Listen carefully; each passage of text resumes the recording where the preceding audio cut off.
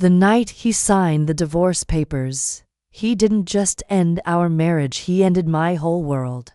I still remember the slam of the door, the echo of his footsteps fading as if he were walking away with every piece of stability I had left. When he told me to leave the house, I thought he meant for a moment, but the coldness in his eyes told me otherwise. He wanted me gone, broken, small, and silent. I stood outside with nothing but a handbag, a trembling heart, and a life reduced to a few memories. I never imagined that losing everything would be the beginning of something much greater. I had nowhere to go that night, so I walked aimlessly until dawn painted the sky in shades of hopeless gold. My phone was dead, my wallet nearly empty, and my mind replayed his last words like a cruel warning.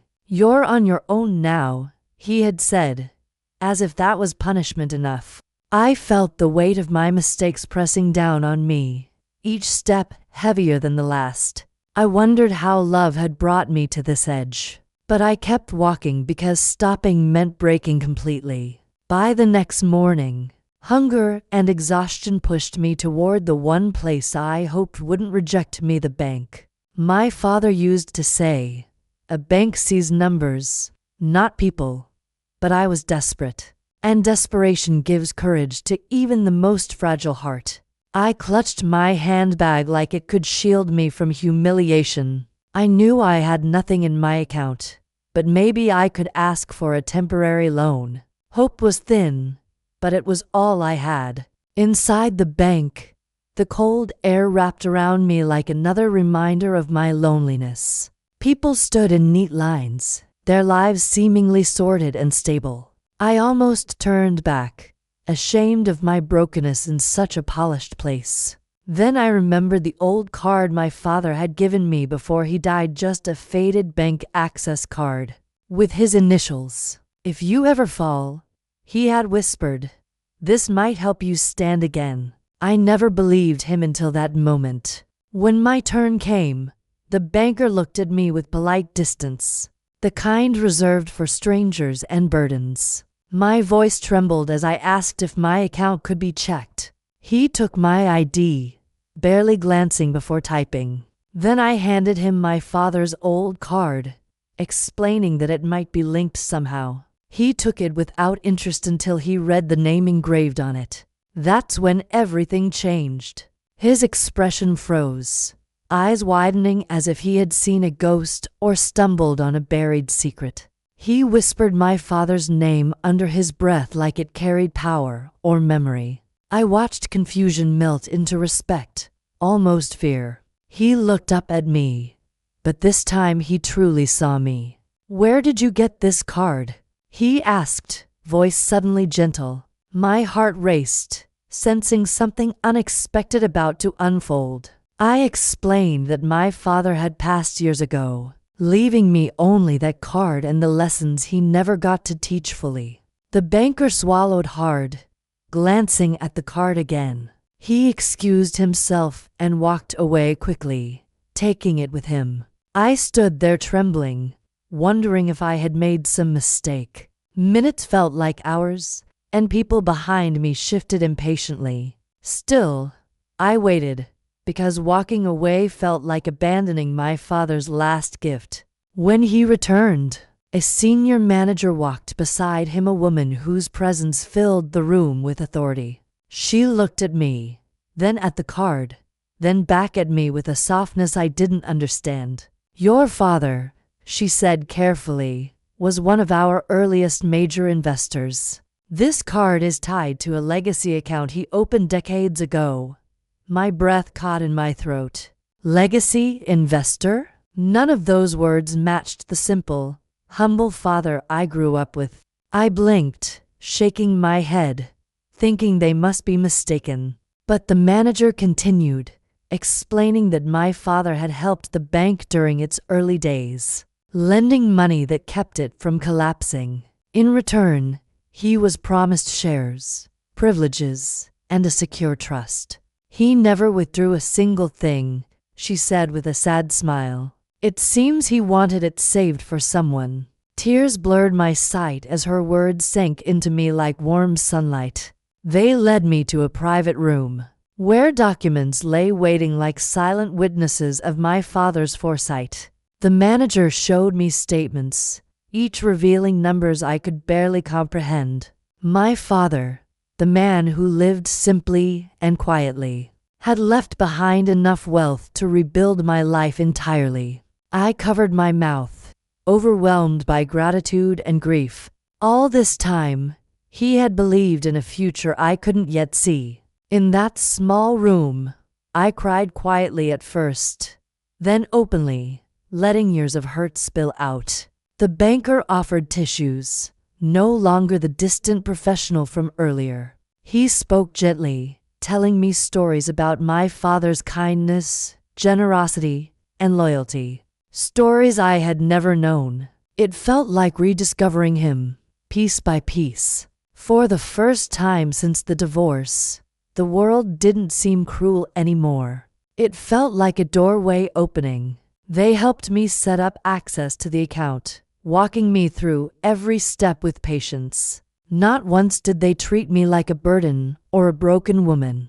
Instead, they treated me like someone who mattered, someone who carried a legacy worth honoring. When I saw my final balance, the shock nearly took my breath away. I felt my father's presence, warm and steady, whispering that I was not alone after all. I walked out of the bank that day with more than money. I walked out with dignity restored.